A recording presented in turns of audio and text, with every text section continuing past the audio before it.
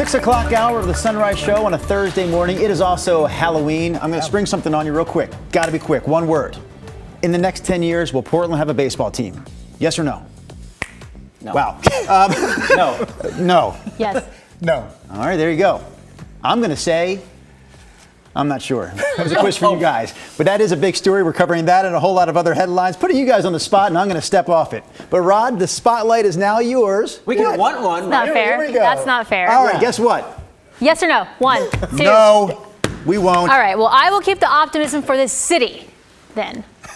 This show is going to have a snappy beginning, and we just crashed it. All right, here we go with the rain moving in to Portland. We've had some lightning strikes offshore, and you can see right here. So it was dry a good chunk of the overnight hours. That's now changing. So realize is the word I'm trying to come up with. Realize that for the most part, you're going to be driving in rain if you're ready to leave your home. The bricks are wet, raindrops on them, 47 degrees, rain out along the Columbia River.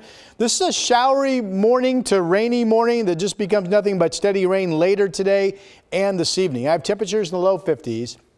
I just think it's a very rainy evening, meaning, oh my goodness, is it coming down? More on that in my complete forecast. Chris? Costume modification noted. All right, let's go ahead and get you out to the west side. Quick check of the drive through Hillsborough, Highway 26. There's your eastbound drive with the headlights in this shot. That's still in pretty good shape near Cordelius Pass Road. I want to switch gears real quick, and we'll take you up to Clark County. I-5 near the Interstate Bridge, busier, but so far no problems there. A little wet now down towards Wilsonville. We're all going to get a little wet, right? And to Rod's point about the snow, we found it. There it is, Highway 26 up at Government Camp. Maybe a little bit of slush on the roads, but the passes, at least right now, at Government Camp are in relatively good shape. True, China? All right, thank you, Chris. Top story here at 6. Portland police released a description of the person they believe set fire to ballot boxes both in Portland and Vancouver. Investigators say they're looking for a white man, roughly in his 30s, who's either balding or has short hair. Police say he drove a dark-colored older Volvo S60 with no front license plate. Investigators believe the suspect has a history with welding or metal fabrication based on the devices they recovered. Clark County election officials have now identified 488 ballots that were burned or damaged, and as of last night, 345 of those voters had proactively reached out to get a replacement ballot, and elections will mail out 143 replacement ballots to other voters later today. Crime Stoppers of Oregon is now offering a $2,500 reward for any information that leads to the arrest of this suspect. With less than a week to go until the election, Portland police are also preparing for any protests or potential violence that might follow. Ashley Graham joins us this morning from downtown Portland to walk us through their plans. Ashley, good morning. Drew, China, good morning. I drive through downtown just about every day. This morning, this plywood caught my eye. This is the Multnomah County Justice Center. Behind us, around the corner, is the entrance to the Portland Police Bureau's Central Precinct. In a news conference yesterday, city and county officials saying they're prepared for what could happen on election night and in the days to follow, saying their goal is to keep Portland and its people safe. What they don't want to see is any kind of destruction like we saw in 2016 after the election, as well as in 2020 during protests and riots after George Floyd was murdered. At the same time, they noted people are allowed to exercise their First Amendment right to free speech. Portland Police Chief Bob Day saying he's canceled time off for officers next week and plans to have them work 12-hour shifts.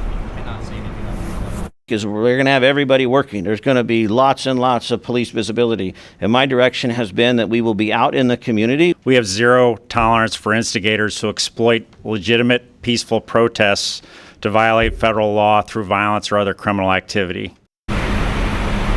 Police also saying that this plan was in motion before those ballot boxes were burned, saying that they will have uniformed security at the Multnomah County Elections Center in Southeast Portland where that box was burned. China, Drew. All right, Ashley Graham's reporting live for us today in downtown Portland. Meanwhile, starting tomorrow, rates going up for Northwest Natural customers. The Oregon Public Utility Commission approved an agreement to raise rates by almost 10%, which is actually down from the more than 16% originally requested by Northwest Natural. The price will vary between customers, but the average customer's bill is expected to be about 4.5% higher than last year. The city of Gresham is now looking for a new fire chief. This after Chief Scott Lewis announced his retirement yesterday. Lewis has been a firefighter for 42 years, 22 of those with the city of Gresham. His last day will be December 31st. U.S. agriculture officials found the first ever case of bird flu in a pig, and they found it on a farm in Central Oregon. The pig tested positive for avian flu along with 70 birds. Officials say the animals were all housed together and shared the same water. They all had to be euthanized.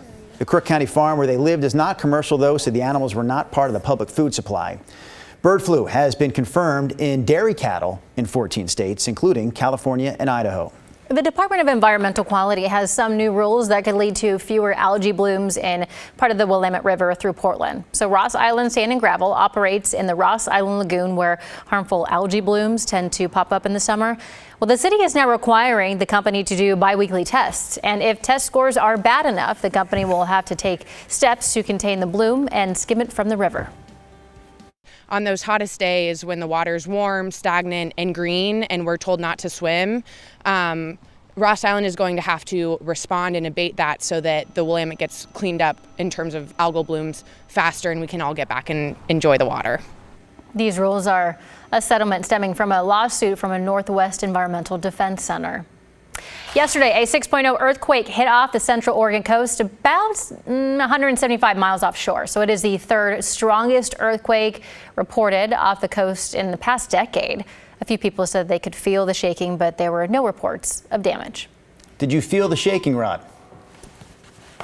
I asked, but my wife tells me that I'm not good at paying attention to what's going on. Oh, so I think your mic was cut off. Did you say no, you did not? I did not feel it, and then I added. My son told me about it. Tells me I'm not good at noticing what's going on. But he said, Dad, you know about the earthquake? I said, no. He goes, they're reporting it on your station. He felt it? No, he saw it on our KGW app. I said, son, I'm not at the station right now. I don't know all that's going on in the world. I mean, that's a big one, right? 6.0. Yeah. Third largest one off the Oregon coast in the last 10 years, they're saying. This could be one of the rainiest Halloweens in the last 10 years. In fact, it has the potential to be the rainiest Halloween over the last 10 years in terms of the trick-or-treat evening hours. Here's the radar right now. Some lightning has been detected offshore. There's one offshore from Tillamook County and a cluster offshore south of Newport. Rain has picked up over the last hour, so it looks like if you're getting ready to get outdoors and start your day, you will be doing so in the rain with it coming down. This is how much rain we get, according to this model, through the evening hours. 6,700 in Portland, just over 1/4 of an inch in Kelso. And then you add totals from overnight tonight and tomorrow. Even if this is if it's well overdone, it shows more than 2 inches. If it's well overdone, we would still get over an inch if it's even 50% right, which is believable. So right now, it's a wet start to our day. We're at 47 degrees. As you look at current temperatures, I will tell you that the morning showers will eventually become just more of a steady rain later today going into the evening hours. So the drive back home from work later today, 5 o'clock hour, all of your trick-or-treat evening hours looks to be, for the most part, a steady, widespread rain with moderate to at times even heavy rain coming down. Very, very, very wet for our ghosts and goblins this evening. And it's a 2-day stretch where it seems to be a slam dunk that we get 1.25 inches or more total in Portland. Then some light rain on Saturday develops. Sunday may or may not see a shower. There's another weather system that picks up the rain on Monday. Then after that, I think we go dry. But this could really be a 48-hour period with your rain gauge filling up with water. That's your forecast.